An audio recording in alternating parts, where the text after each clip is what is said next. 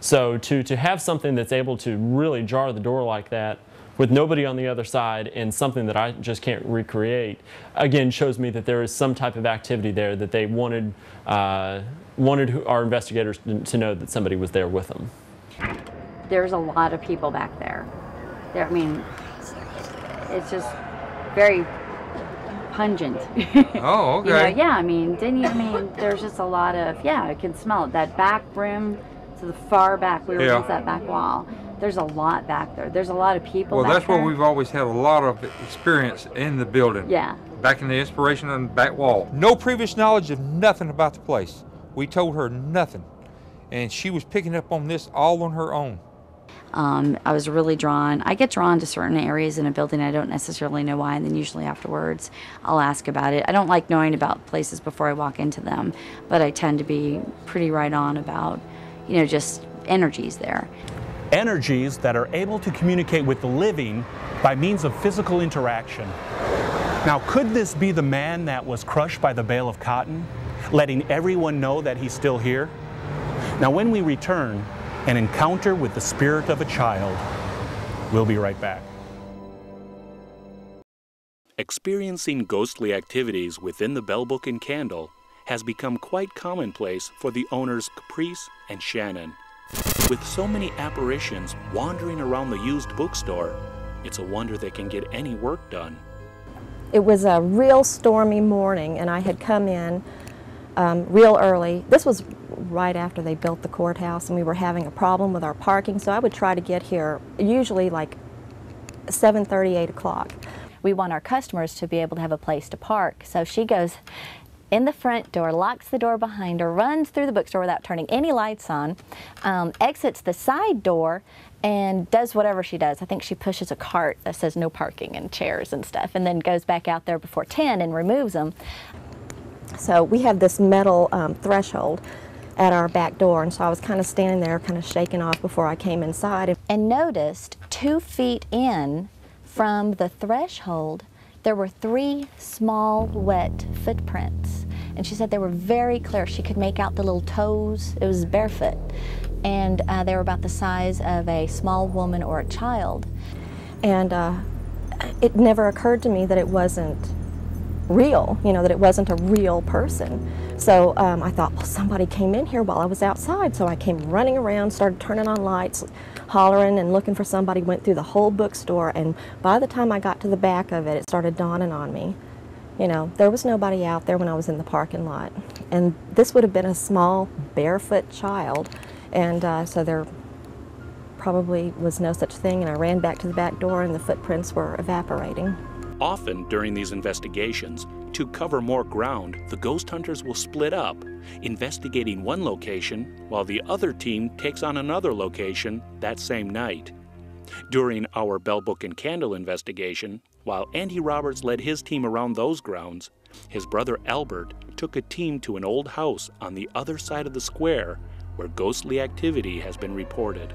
We had half of the crew at the Bell Book and Candles, and simultaneously we broke the other half off to the Harry Norman Realtors location. It's a beautiful building just located right off of Macon Street, just before the square.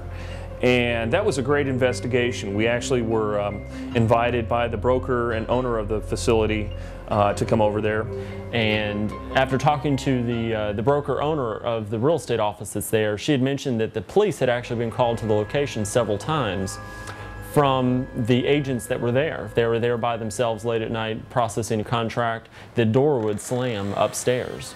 The police would come out, walk through, nobody was there. At that location, that's one of the few times that I actually had a physical occurrence right in front of me, and to be honest with you, it kind of freaked me out because I don't get that way very often. I'm in this room over here across from where Ken is standing, and we had the lights out, and Dan and Caroline were upstairs, and I'm sitting in the chair by myself and just kind of in stealth mode. Everything's quiet. And there was a little bit of light from one of these security panels, and I think some of this ambient light in here. So I'm just looking at the doorway and just kind of focusing on the light that's right there. And as I'm sitting there, the light, the gap gets thinner and thinner, and then stops, and then it gets wider and wider right in front of me. The door was literally closing and then opening, and if you look at it, you can actually see very clearly that the door doesn't have any play in it. It's very level floor. Wherever you put it, it just stays there. But literally, it was about this far ajar, and I watched it close to about this degree right here, and then it opened up about double the space. This door was very level. It was very hard to, you actually had to put energy behind it to be able to get the door to close.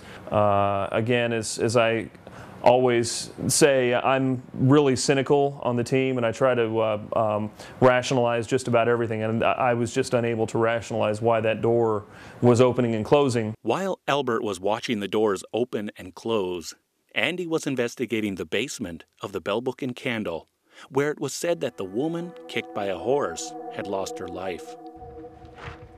All right, I'm ready to go lights out. Do you mind if I just sit down here for a few minutes? All right.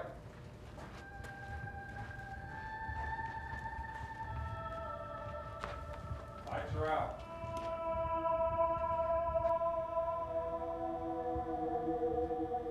Is there anybody here?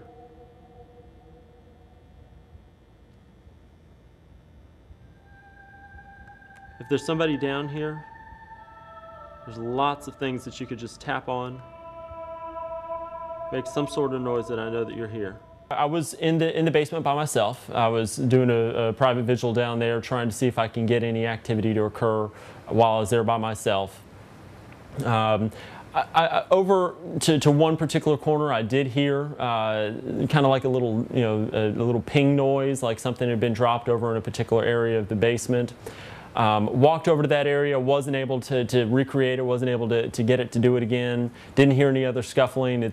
But it is pitch black down there, and to be in an enclosed area with absolutely no light source also plays tricks on your mind a little bit. And I think my sense of hearing was probably heightened since my sense of vision was non-existent. We had a great night. It was a really good night.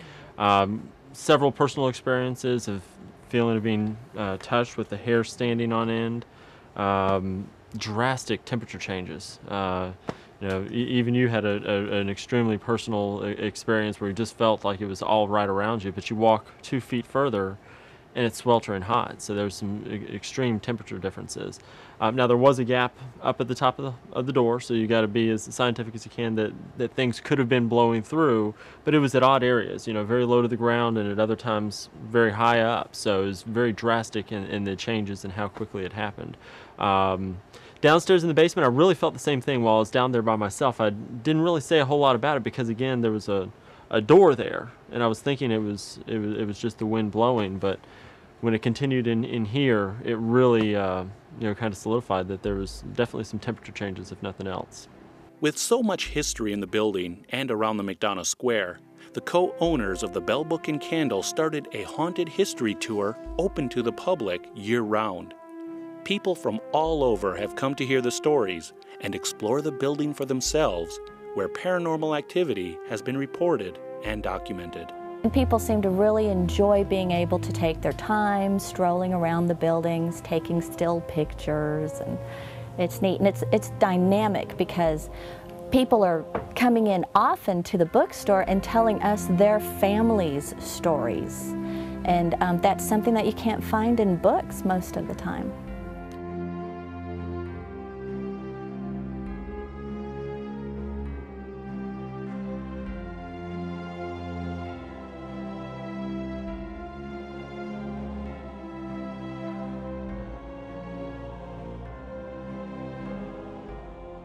Now, if you happen to be in McDonough and are interested in ghost hunting, or you just like to hear the strange tales of the paranormal, be sure to check out the Haunted History Tour that begins here at the Bell Book and Candle. Oh, and while you're there, don't forget to ask them about their experience with the bleeding onions. Now, to say the least, it's beyond the norm.